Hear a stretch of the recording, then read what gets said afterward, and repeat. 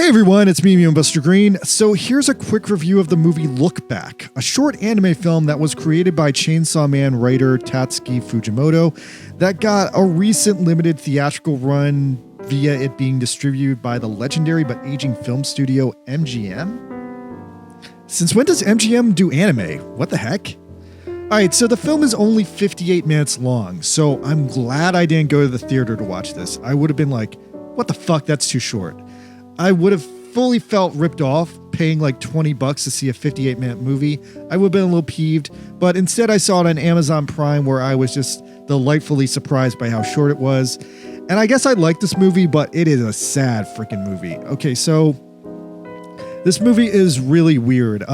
First things first, I was pitched this movie by a friend of mine, and my friend had a really bad take on it. So let me explain that first, because my friend's take and what the movie actually is were completely wrong. So what I was told was this movie is a cliche teenage tragic love story where a boy and a girl are both making manga with each other, and they love each other, they hate each other, and their twisted passion for manga and each other pushes them forward to eventually become better professional artists. And while that sort of sums up the movie, the big twist that the person who pitched me this movie got wrong, when you actually watch the movie, both of the main characters are girls.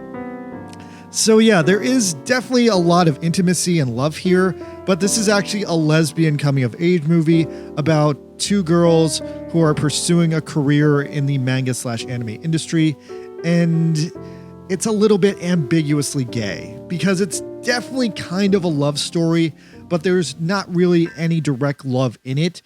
It's about two people who never confirm their gay feelings for each other. It's about these two heroines, Fujino and Kiyomoto, and quickly boiling them down, Fujino is the main character.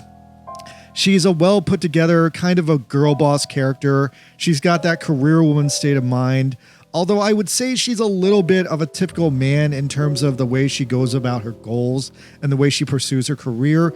And meanwhile, Kiyomoto is definitely more of your typical damsel in distress. She's got those sick girl cliches down. She fits many cliches of a stereotypical girlfriend in this tragic love affair kind of story. And she needs Fujino to be there for her. She needs Fujino to be the strong man in her life. But on the flip side, she also dresses more like a man, whereas Fujino dresses like a feminine, well-put-together lady. So I don't know what happened to my friend. My best guess is he didn't pay attention to this movie, or maybe he saw Kiyomoto as a long-haired boy dating a short-haired girl. But on the flip side, I want to say if this movie was remade and Fujino was just played by a male actor, it would be the most cliche, stereotypical love story ever, and there wouldn't be really anything special about it. But then again, maybe it would have mainstream appeal that way. Maybe it would have been more financially successful that way. Who knows? Anyway, let's get into this. This is a really simple story. There's some cool stuff here. It's done by the same mangaka as Chainsaw Man, and the art style definitely resembles his work from the manga, but I'd say it's a little bit more soupy animated than Chainsaw Man. It feels more hand-drawn.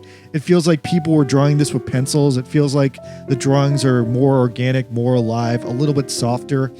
There's this big scene that is being praised as the most technically amazing scene of the movie, where Fujino runs through a rice field in the rain. That's being praised as the most amazing scene in the movie, and as an animator, I can definitely say it's technically outstanding and beautiful. Although story-wise, it's not that interesting because she's just running home in the rain, and for some of my friends, they didn't really get it.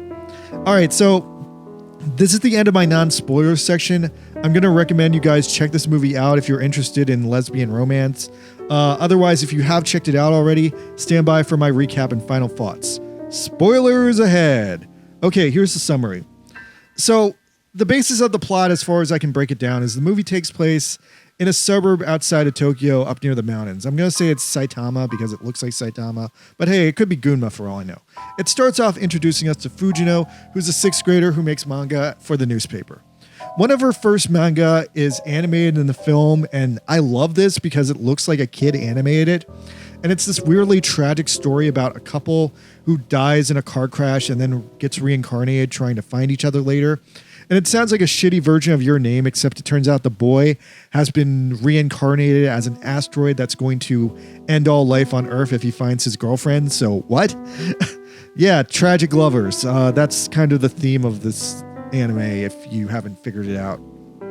Anyway, thankfully that's not actually the movie. The actual movie is Fujino. So Fujino is introduced to us that she's a manga artist, but then she gets peer pressured by the other girls in her class to stop being a manga artist. They tell her that she's wasting her life. They tell her to just be a fucking NPC, be a normal girl, be the same as everyone else, conform, do not be special. Now, this probably should have been the end of her life right here and there, if not for a bizarre twist of fate. So a few months later, 6th grade ends, and her teacher explains to her the deal with this girl, Kiyomoto. Kiyomoto is apparently a sickly girl who never attended school, but was like being homeschooled and doing all the homework. And she apparently also indirectly from abroad over Zoom worked with Fujino on the school newspaper. And the teacher assumes that they must be friends or something because of that. It seems like in actuality they've never even met. But anyway, the teacher sends Fujino to deliver Kiyomoto's 6th grade diploma, and Fujino does it because why the fuck not? Fujino goes to Kiyomoto's house. Kiyomoto's house is unlocked, so she just lets herself in. And she looks around the house and she sees it's pretty lonely and empty, although she notices that the house is filled with hundreds of used and discarded sketchbooks. So that tells us that Kiyomoto is also an artist who just spends all day drawing. Now, Fujino considers interacting with Kiyomoto, but she doesn't. Instead, she draws a 4-coma comic, implying that Kiyomoto's already dead and would just be a skeleton, and then a magic gust of wind magically pushes that comic under Kiyomoto's door, where Kiyomoto eventually sees it. Now, this basically shocks Kiyomoto awake, and she rushes out to meet Fujino, who is already walking away from her house. Now, the movie really plays up that even though they grew up in the same town and had all the same interests, the fact that they're finally meeting in this chance situation is an absolute convoluted miracle. So Kiyomoto girl dumps that she's a huge fan of Fujino's work, and Fujino is like her role model. And this takes Fujino back because she's already given into peer pressure and decided to become a normal NPC and not an artist. But no, this changes everything. The two of them become best friends. And we get that poignant running in the rain scene, which is kind of the moment that Fujino officially comes back to life. Okay, so I take that back. This is a pivotal scene that does express Fujino finally finding her way and happiness in life. So yeah, they team up after that, and it turns out Kiyomoto is like a super great artist because she doesn't go to school, and she spends all day drawing.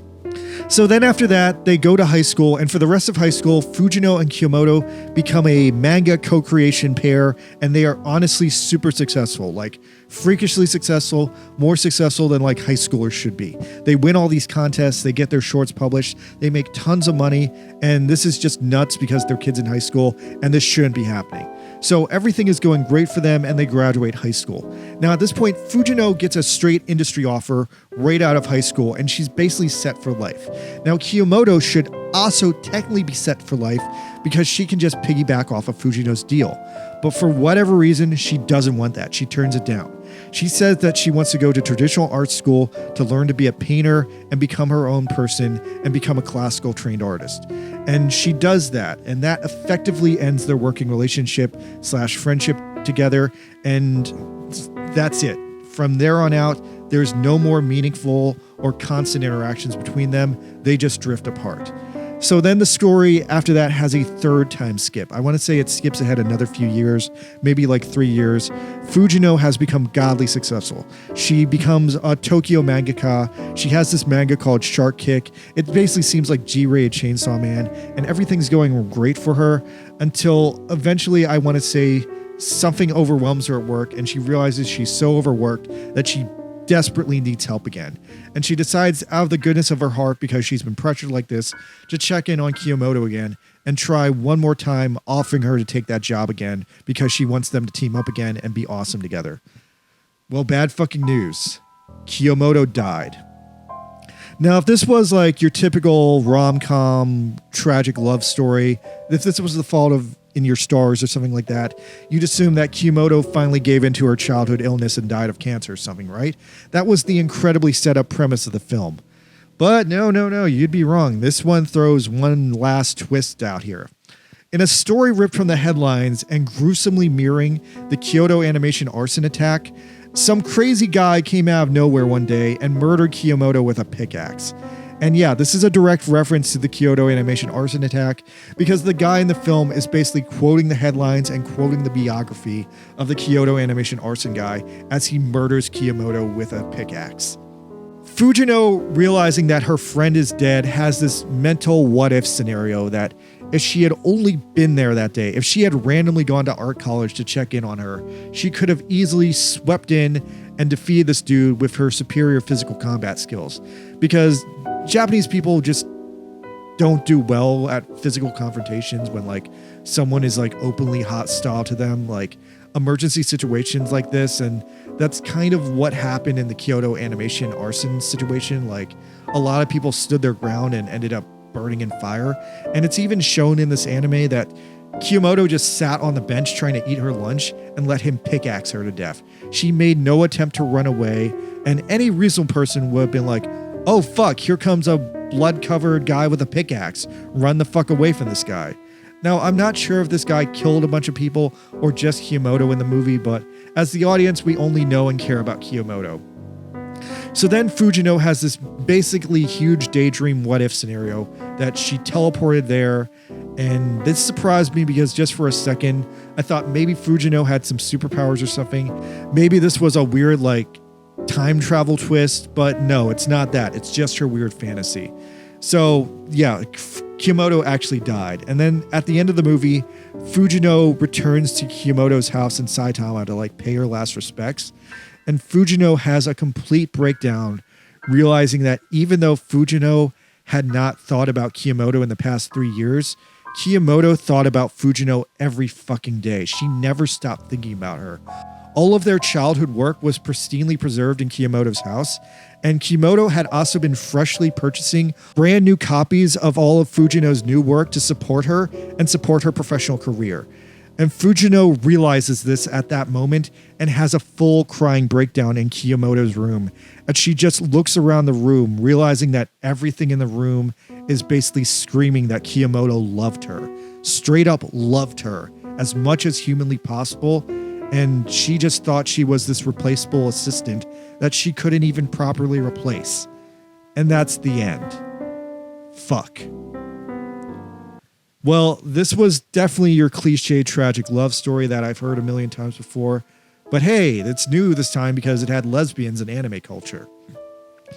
Now, what's interesting about this movie, this is undeniably a lesbian love story, but both women in the story are closeted and a bit in denial of their feelings until, one of them dies and there's this tragic revelation. Fujino seems like she's having some crazy survivor's guilt at the end of this movie, and that was definitely because she inspired and enabled Kiyomoto to rise up from her roots and go on to art school. But on the flip side, Kiyomoto did that too, because Kiyomoto was also entirely responsible for Fujino having this successful career. Otherwise, Fujino would settle down for being an NPC office lady like all her fucking bitchy classmates want her to do. So I guess in some way, this is hugely tragic because they had this unspoken love for each other and they just never talked about it or like expressed that in the story. And that's also hanging there. Anyway, that's about it as far as like the movie's concerned, but that reference to the Kyoto Animation arson fire did come out of left field for me. And while I appreciate the realism that that was a real killer who really killed people for those reasons, it did feel kind of random in the story and a little bit icky because it was a real event. I mean, I guess it makes sense that that was a major tragedy in the anime community, and I do feel like there is some level of respect by bringing it up like that. But I don't know, I've never covered that story, so Google it yourself if you want to know more. It's a total tragedy with a high body count, and it's hard for me to recommend this movie because of that, because that's pretty gross and kind of gritty, but otherwise the movie's short, and I will say the movie is artistically interesting, especially the way it mixes different animation styles, covering like the different chapters in the girl's life. And it was artistically interesting that it does use all those different styles to tie together this tragic and sad love story. I guess overall, Look Back is a 6 out of 10 for me. I think the biggest problem I have with this movie is it's just a little too short for a film. I would have preferred like an extra 20 minutes of content. I kind of wish it had gone deeper to some like more tragic places. I think if Kiyomoto and Fujino had maybe fully expressed their suppressed lesbian instincts for each other, maybe this could have been a more entertaining film, but I do respect the core tragedy of the story is that they could never come to terms with their unspoken queerness for each other, and Fujino only realizing it after Kiyomoto died. So I don't know, does that make this story a queerbait story then? Or just the tragedy of two closeted women in love? Make up your own mind. That's all I have to say about this. But I guess it's good to have like an LGBT story at a time when LGBT rights are being suppressed all over the world. So good on you, Japan. All right, I'm Buster Green, and I'm checking out. Later.